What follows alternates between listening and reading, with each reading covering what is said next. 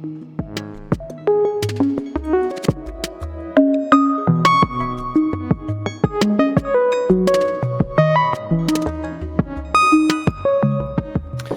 it's Jeremy. This is a patch breakdown of a patch I made last night. I'm going to go through the channels of the mixer and then different techniques I used along the way. So here we go. Let's solo channel 1. And what you're hearing is patterns triggering grid sec, triggering the envelope for FM up, and then we have a Bernoulli gate in between the gate and the envelope gate so that it doesn't trigger every single time. While I was patching, it seemed too busy, so I added in this gate so it doesn't the sequence doesn't play every single step. And also it's probability based and not step based, so I still get all the notes from the sequence. FM up is being played through a phaser and a tape module, and then being sent to the mixer. So let's go to channel 2.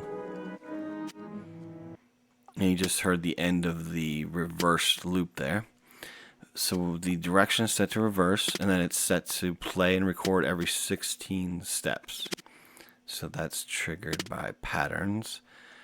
Sometimes I like to do more complex patterns, shorter little stutters, and then also trigger this direction with a different pattern so that it isn't consistent on how it stutters. But for this patch, I did like a longer reverse loop with the reverb. And the way I did that is I used the mixer, and I got the reverb audio from the send, the reverb send up here, and I also used the sample from Simplicitor here, and the delayed snare, the regular snare, and I pass that all into the looper, and the looper just goes right to the mixer there. And then we can go to channel 3. In channel 3 we have kitchen sink and a chorus. And this is using one of the patterns I use a lot, where I use a pattern from patterns, triggering a sample and hold, and then grabbing a value from grid sequencer, and then using that value I grabbed for kitchen sink.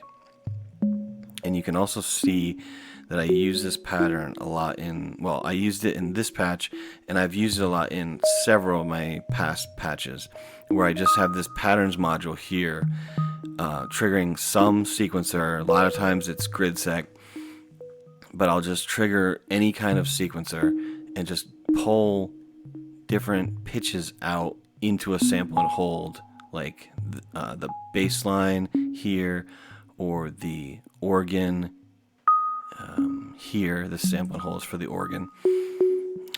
So I do that a lot. The 4th channel is triggering, the 4th channel is the kick, and that is note sec in drum mode. I have drum mode turned on here, and I'm using the gate only, which is what the drum mode is for. You just use the gate column, and you can use it more like a trigger sequencer. So this first row is the bottom row here, and it's triggering the kick. The second row is triggering the Bernoulli gate, which will either play a regular snare or a snare with res comb, which is like a short delay. Channel 5 is the regular snare, the plain snare, real short one. I like to add, I love to use the spank envelope VCA combination, because it has such a short, quick envelope, so that I can get the sounds I want to be really short, so that they don't all interfere with each other. I think that's why just something I've learned over doing this so many times is that it helps you mix all your different voices. If you don't have things with long releases and big sustains, and maybe only one or two of your voices have that, but not all of them. But in this patch, almost everything has a real short decay, except the looper, obviously, which has a real long loop and it's reversing everything. So it comes back and has that reverse sound. Okay, so let's go to the 6th channel. This is Percussive Vibration. Let's see if I can, yeah. It's just playing a real quick percussive type sound. It kind of sounds kind of woody or like a drum hit, a tom kind of thing. So that's just a real simple thing I like to add a lot. This one is the snare with res comb, and it's not playing it. There it goes. It's not playing sound constantly because it's all based on the Bernoulli gate. So it either most of the time it plays the regular snare. In this case, we're waiting for it. There it goes, to play the snare with the short delay. The next channel is channel 8. This is the bass line, which I kind of mentioned before. I always use this pattern with the sample and hold and triggered by patterns. And sometimes on the patterns module itself, sometimes I just hit random because I don't really, I just want every pattern to be different. I don't really care. And then other times I hit random and then adjust it if I don't want it to happen, the pattern to be happening so fast or it's happening too slow. In some cases, like this one, it looks like I just added in some stuff manually. So let's go to the next. So this is the organ sound.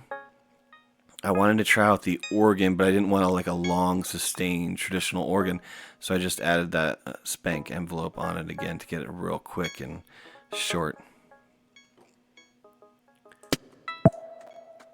Then for the 10th channel, it's just a sample of my family throwing some rocks into some water. And I just used, again, real short envelope, so it just sounds like more of a glitchy sound rather than a sustained long thing where you know it's a sample. In this case, you may or may not know that this was even in here because it's just such a short sound.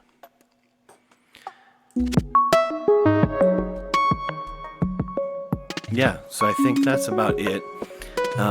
Yeah, check out my Patreon. I'm gonna try to do more breakdowns, tutorials. I look forward to hearing from you. Thanks.